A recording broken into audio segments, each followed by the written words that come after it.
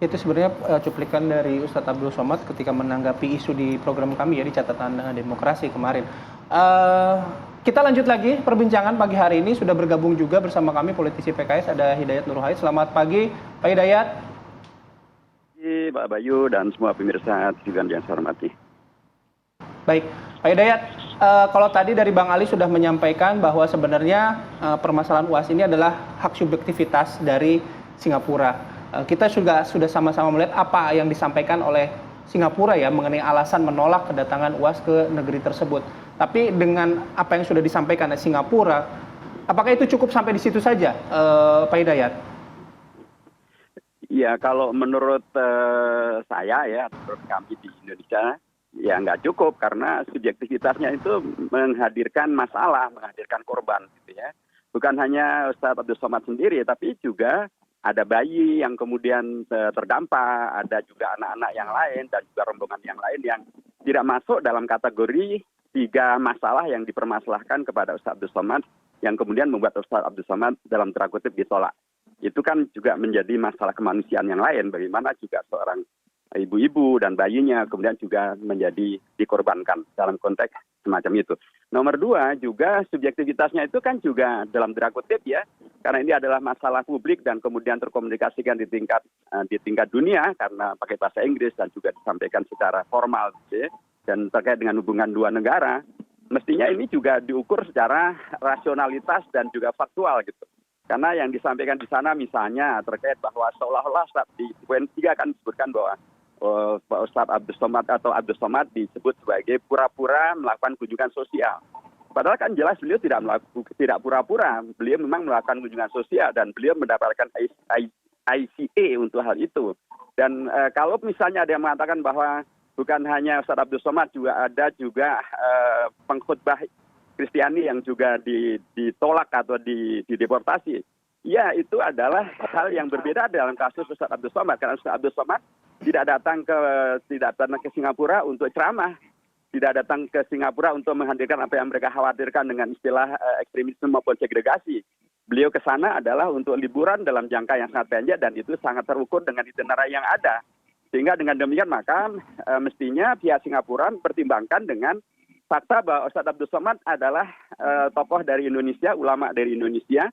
Dan Indonesia, kalau Singapura menyebut bahwa Singapura adalah negara yang multiras dan multi etnis, dan Indonesia lebih daripada itu, lebih multiras dan lebih multi etnis, lebih multi agama. Tetapi Ustadz Abdul Somad di Indonesia tidak mempunyai masalah hukum apapun. Ya kalaupun ada yang menolak, biasalah dalam alam demokrasi, alam perbedaan pendapat itu ada hal yang biasa. Tapi secara hukum tidak ada kasus yang kemudian beliau diperkarakan sampai kemudian mendapatkan sanksi hukum dan lain sebagainya. Di Indonesia tidak ada kasus itu sama sekali terkait dengan Ustadz Abdul Somad.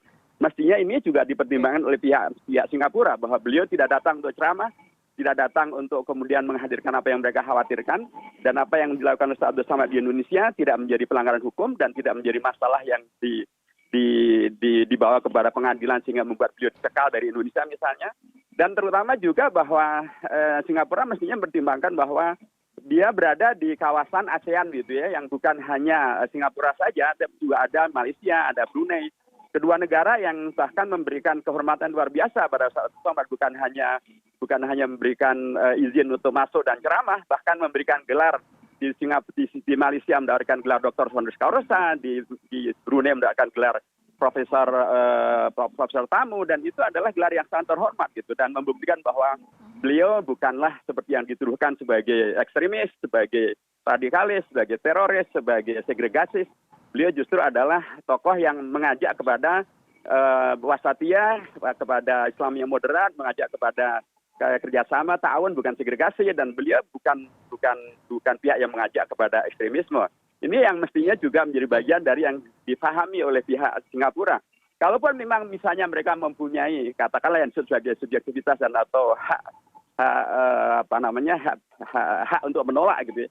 Kenapa mereka mengeluarkan ICA ketika Ustadz Abdul Somad belum berangkat? Kan Ustadz Abdul Somad mengatakan bahwa beliau sudah mendapatkan ICA itu pada tanggal 14, 2 hari sebelum berangkat. Nah, kalau memang mereka merasa ada masalah dengan Ustadz Abdul Somad, kan mestinya tidak dikeluarkan sehingga beliau tidak perlu berangkat ke Singapura. Jadi ini bagian-bagian yang harusnya dipertimbangkan dalam konteks hubungan negara serumpun, negara ASEAN, saling menghormati dan saling menghargai supaya tidak menimbulkan masalah yang sesungguhnya tidak diperlukan di antara kita semuanya. Baik. Oke, Pak Hidayat, begini tadi soal kunjungan berpura-pura kunjungan sosial begitu ya. Kita tahu juga dari statement dari pemerintah Singapura. Nah, soal alur informasi ini gitu, Pak, yang didapatkan oleh Singapura sehingga bisa mengeluarkan kesimpulan seperti yang sama-sama kita melihat. Pak Hidayat kan pernah di Komisi 1 juga begitu, hubungan luar negeri di situ. Nah, bagaimana sebuah negara bisa menyaring informasi, mendapatkan informasi, kemudian menyimpulkan sehingga akhirnya bisa menolak siapapun yang datang ke negara tersebut dengan alasan-alasan tertentu gitu. Ya, itu sesungguhnya yang harus menjelaskan pihak Singapura ya, bagaimana mereka bisa mendapatkan informasi yang tidak valid semacam ini. Bagaimana mereka kemudian menyimpulkan karena informasi tidak valid, kesimpulannya akhirnya juga tidak valid. Tadi yang paling sederhana, kok ungkapannya adalah pura-pura masuk untuk melakukan kunjungan sosial. Itu kan sangat gegabah gitu ya. Karena beliau jelas tidak pura-pura, karena jelas sekali ya tertera di dalam itinerary beliau, dari izin dan dikeluarkan melalui ICA, semuanya kan sangat jelas. Nah, bagaimana itu kemudian bisa dilakukan? Inilah yang mengkhawatirkan bahwa pihak Singapura tidak melakukan cek dan recheck ya terhadap masalah ini ya kepada pihak otoritas Indonesia ya, termasuk kepada pihak di sana ada kedubes kita gitu ya, dan Indonesia harusnya kan itu dalam kerangka saling menghormati, saling menjaga hubungan harmoni antar negara ASEAN kan itu harus dilakukan cek dan recheck. Karena ini terkait dengan bukan orang biasa, mohon maaf. Ustaz Abdul Somad itu adalah tokoh yang dirujuk dan didengar di TV bahkan 1 bulan diundang untuk memberikan ceramah pada selama bulan Ramadan. Baik, Pak Hidayat, ini juga nampaknya masih terus menjadi polemik. UAS ditolak masuk Singapura bahkan di media sosial.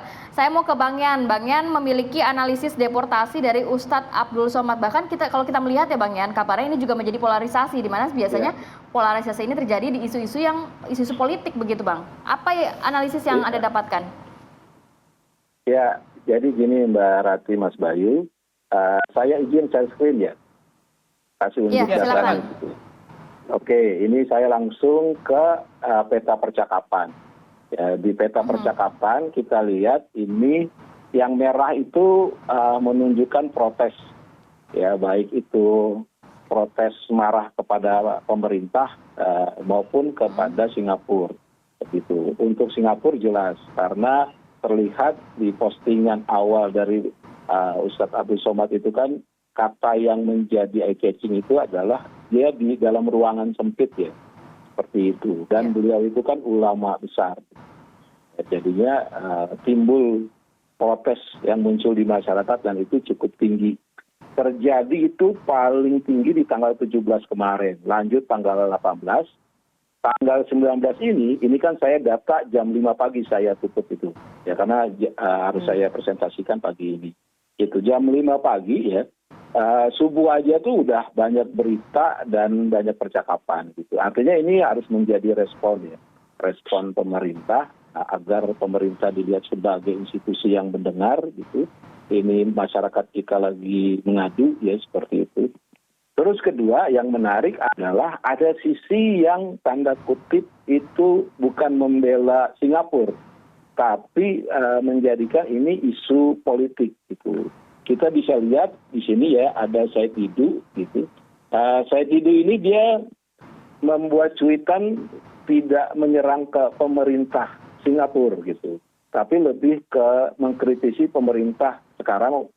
Dalam hal ini adalah dubes kita di Singapura terkesan lambat atau menyerah.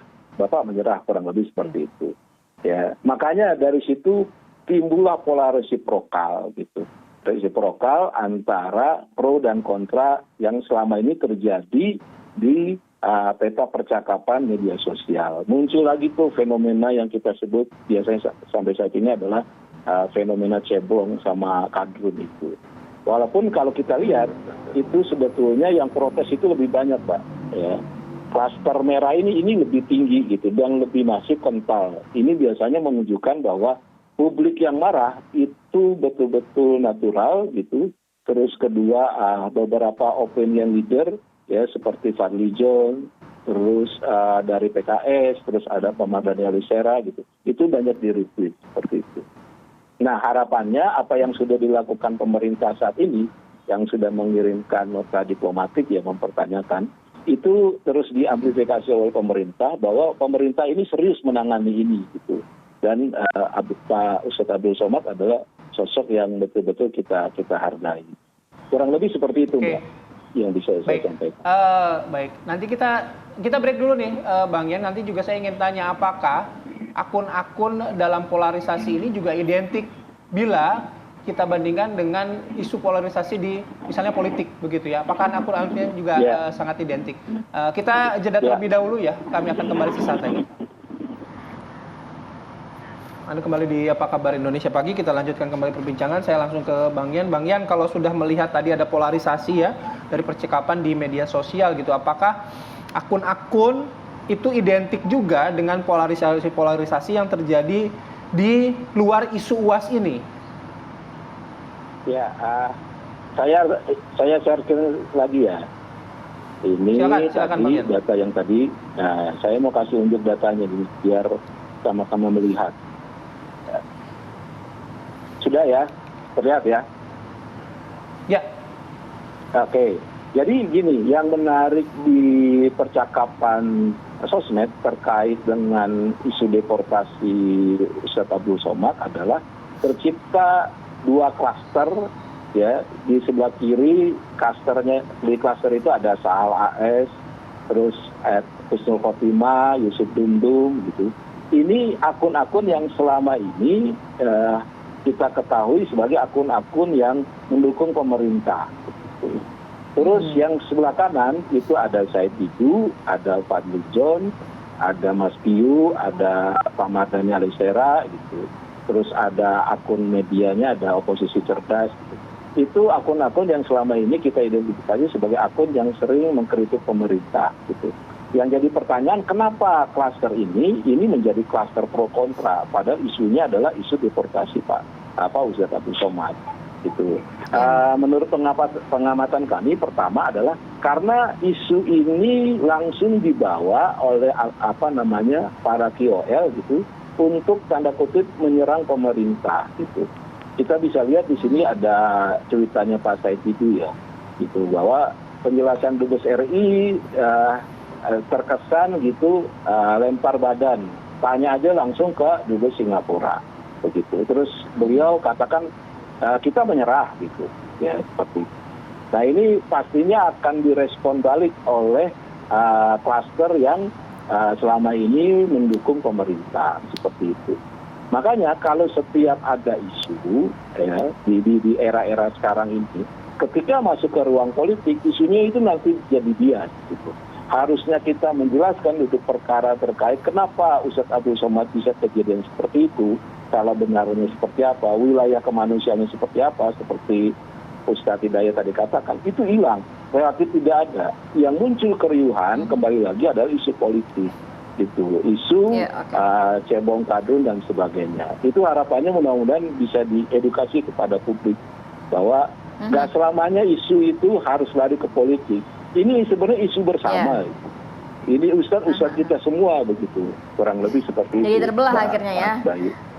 Iya, seperti itu. Saya mau ke Bang Ali. Bang Ali, kalau melihat ini langkah apa yang diambil pemerintah? Masalahnya sudah tercipta polarisasi di masyarakat begitu, malah jadi ada perpecahan di situ, Bang Ali. Harus ada langkah selanjutnya dari pemerintah nih, Bang. Saya mau katakan supaya sekali lagi ya, saya setuju dengan Brother Ian bahwa dialog kita ini dalam rangka memberikan pencerahan, edukasi kepada ruang publik. Yang pertama, pertanyaan dalam menjawab pertanyaan Mbak Rati itu, ada hal apa yang terjadi dengan Ustadz Somad? Itu penting pertanyaannya.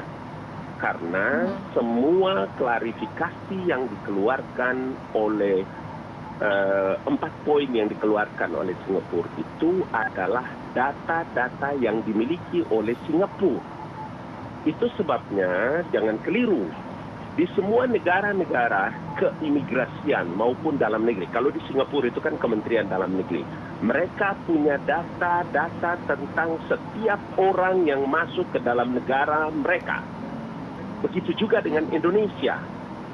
Kalau saya mengatakan bahwa ini adalah hak subjektif yang dinilai oleh Singapura terkait dengan posisi Abdul Somad, Maka mari kita lihat secara jelas dengan jujur agar jangan dilarikan seperti tadi dikemukakan oleh analis yang sangat cerdas Bang Ian tadi itu.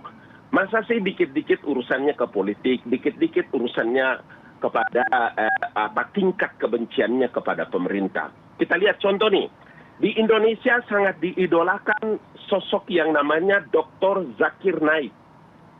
Benar kan? Tapi Anda tahu nggak, Rati dan Bayu, bahwa itu dia ditolak di Singapura dan ditolak di Inggris. Kurang apa tokoh sebesar Zakir Naik itu? Oke? Di Malaysia seperti itu. Mungkin di Indonesia kita bisa menjelaskan tentang sosok ini kawan, sahabat Ustadz Abdul Somad. Saya selaku Ketua Umum Badan Koordinasi Mubalik seluruh Indonesia. Saya mau bilang, tadi malam kami rapat dengan kawan-kawan. Mimbar-mimbar kita, materi-materi kita tetap dijaga karena itu akan dipantau oleh seluruh luar negeri. Kemarin saya pulang dari LA, kemudian saya sampaikan juga kepada kawan-kawan. Itu yang pertama. Yang kedua begini, Mbak. Makanya juga tadi saya katakan dalam catatan saya bahwa begini. Ya, klarifikasi yang dilakukan oleh ICA. Tadi ada Ustadz Hidayat Nur Wahid menyebutkan. Semua orang yang mau terbang kemudian masuk ke International Airport, kemudian terminalnya kan kita melewati imigrasi. Nah, saya mau bilang juga boleh jadi karena petugas imigrasinya yang selalu mungkin memantau juga. Jadi hak subjektif itu dari apa? Dari Immigration Checkpoint Authority. Jadi saya kira mari kita punya tanggung jawab untuk memberikan pendidikan kepada publik sehingga tidak lari kemana-mana materi ini. Baik. Terakhir untuk menutup diskusi ini ke Pak Hidayat. Ya baik, kita tentu menghormati hak dari masing-masing negara, tapi tentu juga masing-masing negara perlu diingatkan untuk saling menghormati dengan negara-negara tetangganya. Informasi-informasi itu bisa saling diklarifikasi. Tadi tentang ICA, kalau memang beliau dianggap tidak layak untuk masuk ke Singapura, ya dari awal jangan dikasih, jika tidak menghadirkan masalah. Abdul Somad juga mengatakan demikian. Dan karenanya, karena begitu banyak hal yang tidak rasional dan juga subjektivitas yang menghadirkan korban, sementara ini permasalahan yang sesungguhnya bisa diminimalisir, menurut saya lebih baik kalau pihak Singapura mencabut saja tuduhan-tuduhan yang tidak rasional dan subjektif itu untuk kemudian berkomunikasi dengan lebih santun dengan sesama warga Melayu di sini, supaya dengan demikian maka kita bisa saling mengokohkan hubungan antar warga di Asia Tenggara. Karena sekali lagi Ustadz Abdul Somad adalah tokoh yang sangat dihormati di Indonesia, di Malaysia dan juga di Brunei, dan saya yakin juga di masyarakat cinta damai seperti Ustadz Abdul Somad dan juga pihak yang lain. Ya, Pak Hidayat, kemudian Bang Ali dan juga Bang Yan sudah berbagi informasi dan waktunya pada pagi hari ini. Salam sehat semua. Assalamualaikum. Waalaikumsalam warahmatullahi wabarakatuh. Oke, Bang Ustadz Hidayat. Baik.